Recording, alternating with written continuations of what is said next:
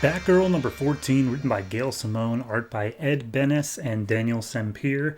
Last issue, we left off with Batgirl getting a call from her mother, who was being attacked by a bunch of guys, basically restaging the Killing Joke.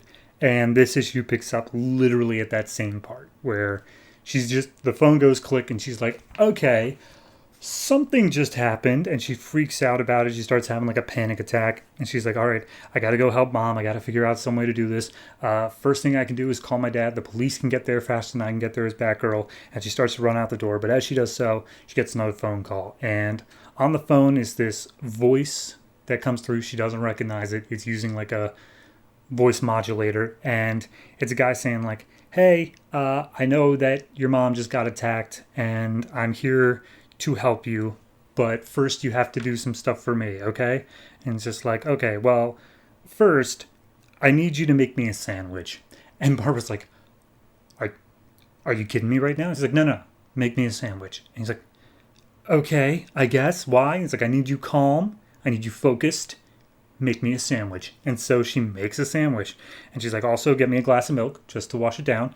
Gets a glass of milk, and she's like, all right, cool, you're calm now. Now, get your work clothes on and get out there. And he's like, oh, you know I'm Batgirl. Oh, that's worse. That's not good. All right, but whatever. Oh, by the way, Batgirl, you got guys coming for you as well. And of course, right then, the door gets kicked in by 3 Joker goons. And she goes on like multiple pages here of like, for a split second, I'm back in that moment, the moment where I was paralyzed, the moment where I lost it all.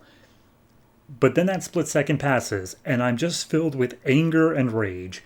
And she just leaps on these guys and starts just brutally beating them up. Like, she snaps one of the guy's legs backwards. Like, it is no holds barred here. And in the end, she knocks them all out, takes the one who she snapped the leg of, grabs his gun, holds it to his head and saying like, all right, where's my mother? And he's like, Joker didn't tell us nothing. We don't know. So she lets the guy live, despite the fact that she's like, very well might have if he didn't react that way. Like, if he did any sort of laughing, I might have killed him.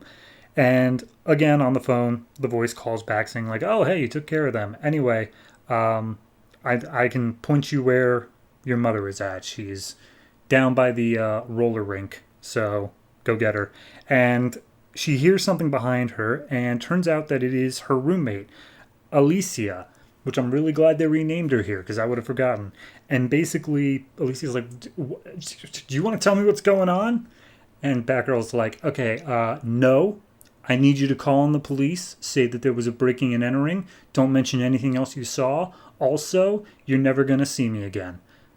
Bye. And so then she just leaves. She makes her way down to the skating rink, where Joker does have Barbara's mother bound and gagged, and he's just skating around her. And all the people who were in the skating rink are Joker gassed and probably dead. And we see that Joker is basically just taunting Barbara Sr. I don't know. I'm guessing Mrs. Gordon is basically just taunting Mrs. Gordon the whole time, saying like, oh, yes, like it's nothing personal. It's literally only because of who you know. That's the only reason I'm doing this.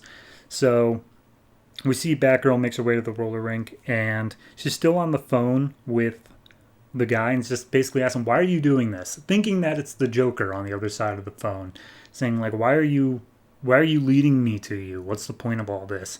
And it's like, oh, that's the right question, but you'll never understand the answer, Barbara. Anyway, get in there. And then we see Mrs. Gordon's hand is bloodied and bandaged up, so something happened. Batgirl swoops down, kicks 2 goons who are guarding the place in the face, and makes her way inside. And she's got a batarang charged and ready to throw straight into Joker's like skull. And Joker just goes off on a whole thing saying like, oh, Batgirl, I was hoping that if I took somebody from the Gordon side or something, basically saying like, I don't know specifically who you are, quote unquote, or at least he's not making that obvious, but he's saying like, I worked in your area hoping that you'd be the one that showed up. And then he goes on this whole thing about like, oh, the wedding ring is because it's on the ring finger because Romans believed that there was a vein that went from your heart to your ring finger. It's whatever. But basically, she then calls him out, like, why did you call me on the phone? And he's like, I haven't used the phone in months. I have no idea. So we're both being played, I guess. And she's still on the phone with the guy. And she's like, who are you? And he's like, sorry, Barbara, but deceiving you is the only way we could save our mother. It's James Gordon Jr. No points if you got that one early. But he's like, okay, so my own brother set me up in a fight against the Joker. I hate him so much. And at that point, Joker then comes up and just says, like, here's the thing.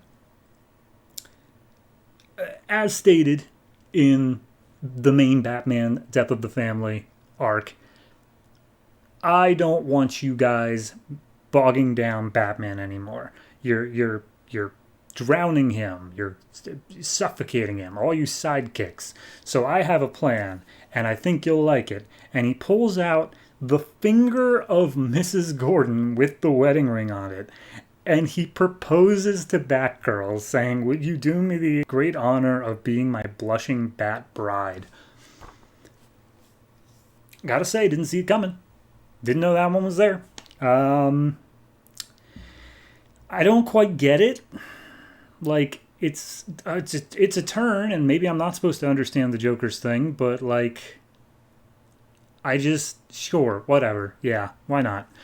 If I'm looking at it in terms of the story, I think it's got a lot of potential, but I also think that this is basically just going to be wrapped up with her punching him a lot right now.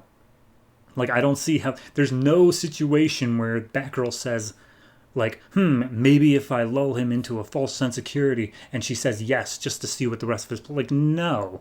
She's going to freak out and punch him in the face a lot. Like, I don't see how we keep going down this thing. It just seems like an end-of-issue twist for no particular reason. But, hey, who knows? Maybe there's a bigger plan at play. Overall, art's fine. Nothing really stand out. There's a few points in here, especially the first page. It's a full-page spread of her just freaking out over her mom being there. That just, I don't know, didn't hit quite as I think they meant it to. It just felt a little bit silly to me, but it wasn't bad.